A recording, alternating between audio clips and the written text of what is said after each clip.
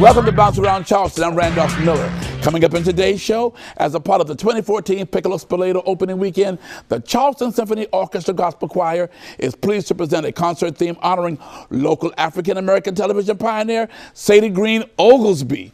Lee Pringle will be here to tell us more about it. And it's that time again, Charleston. The Charleston County Parks and Recreation have plenty of events and activities happening for you and the family to enjoy. Publicity Coordinator Sarah Reynolds will be here to give us some details. And coming up later in the show, we'll have a musical performance. Okay, Piccolo Spoleto is here and Lee Pringle is here on Bouncearound Charleston. Thank you for having me. Okay, the concert that you're about to do touches my heart because it's Sadie Green Oglesby. Tell us a little bit about the concert.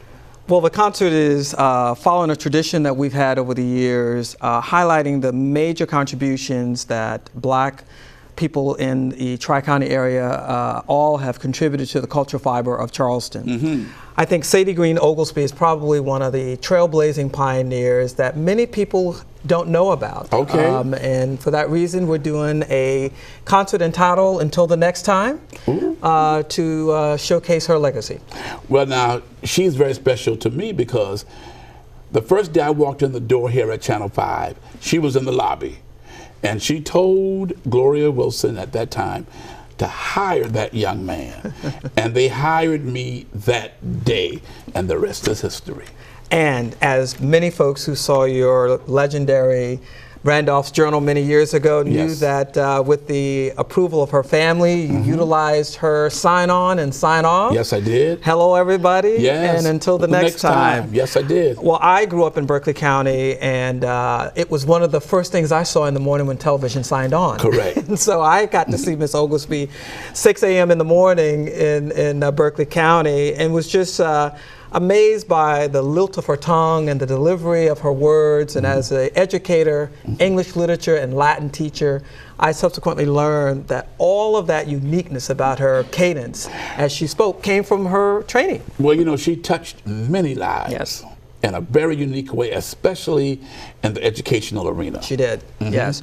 You know, she taught at Allen School, which is part of Allen University initially, and then she came down to Charleston and taught at Avery, and subsequently taught at the Burke Industrial School, and retired, I think, in the 66, 67 year time frame, but eventually came back because so many parents were so missing her delivery of the Latin that she taught, and the fact that her English classes were so unique, and people really came out high achievers, Harvey Gantt being one of them, Cecilia Cunningham Rogers, just many people that we know in Charleston who've done extremely well. Well, you know, this is going to be a wonderful concert. So tell us something about the music. The music is going to be of her time at her home church, Mother Emanuel AME Church in the Upper Sanctuary. And we're doing some things from the Consolers, who you know, May the Work I've Done Speak for Me, to Kurt Franklin and many other singers and artists that of that day would have been the type of music that permeated the AME church, in particular Emmanuel. Well, I'm quite sure her family and friends will be very happy about this concert to honor such a legend. I do. I think so too. You know, John Rivers Sr., who started Channel 5, handpicked her and asked Jack Petit, the producer at the time, to produce her show. And it was very forward thinking and very prescient of the Rivers family. And I did have a chance to speak briefly with John Rivers Sr. about the event, and he was pleased to hear about it and told me to contact the station. But many people don't realize that at a time when there were very few representatives of Black people on television, she had that platform. She did extremely well. And again, our history is to showcase these things and educate another generation, and we're just delighted to do that. Because a lot of our young people, they don't know anything about her. They don't. And many, many people have come through television, and you know, I can name many pioneers that we know, from Joan Mack, who was at one of the other affiliates, you know, to Carolyn Murray, who Miss Sadie Green read to. She was her neighbor growing up, and of course you and many other folks who knew her through church associations and so forth. Well, I can never ever forget her because I worked in television, because of this young lady, because of this lady. Yeah, she was a very neat person. I had a chance to speak with her daughter, Lori, and Lori shared some more things that we'll have as part of the script and to highlight as a bio. But many people don't know that Miss Oglesby was one of the few people in her generation, born in 1900, to actually get a master's degree in further education also at Columbia University. HBCUs did not have a lot of master's programs at the time, and to have someone in the 40s, 50s to venture all the way to New York to get a master's in education was very, very, very unique.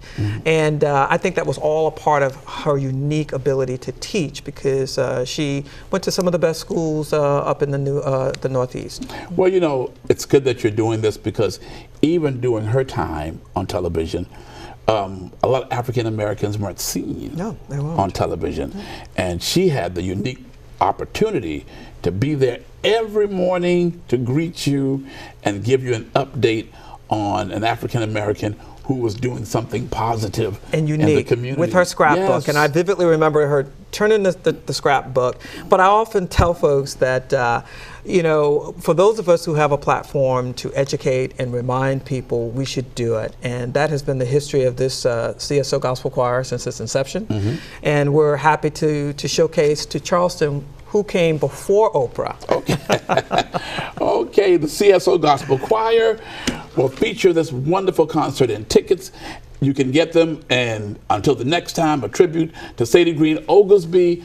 It's a Piccolo Spoleto 2014 event, Saturday, May 24th, 2014 at 5 p.m., Emmanuel AME Church, 110 Calhoun Street, downtown Charleston. Tickets are $21 for adults, $11 for seniors and students with ID. And then you can go online at www.piccolospoleto.com or phone 811-4111. Stay with us. Coming up next, Sarah Reynolds, Publicity Coordinator for Charleston County Parks and Recreation, will be here to tell us all about the fun activities for you and your families to enjoy this summer.